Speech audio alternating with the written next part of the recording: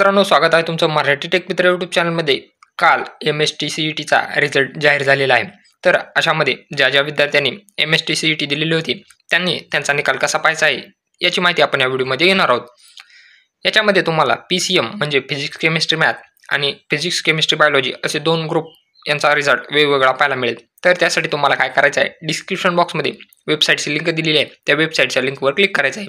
त्यानंतर या वेबसाईटवर आल्यानंतर तुम्हाला होम पेजवर इथं डाउनलोड स्कोअर कार्ड यावर क्लिक करायचं आहे. डाउनलोड स्कोअर कार्ड यावर क्लिक केल्यानंतर तुम्हाला असे 2 ऑप्शन दाखवतील. Download score card PCM group, download score card PCB group. तुमचा कुठला ग्रुप आहे, PCM आहे की PCB आहे तो सिलेक्ट करा. त्यानंतर तुम्हाला दुसऱ्या वेबसाईटवर रिडायरेक्ट केलं जाईल.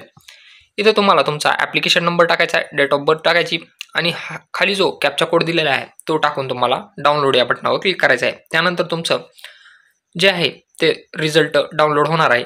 इथं तुम्ही ॲप्लिकेशन नंबर टाकताना जो तुमच्या हॉल तिकीटवर ॲप्लिकेशन नंबर आहे तो तुम्ही इथं टाकायचा आहे, किंवा तुम्ही जो CETचा अर्ज भरला होता त्यामध्ये जो ॲप्लिकेशन नंबर आहे तो इथं तुम्हाला टाकायचा आहे.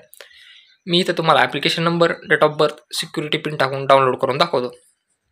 तर इथं ॲप्लिकेशन नंबर टाकून घ्या. डाउनलोड या बटनावर क्लिक करायचं आहे.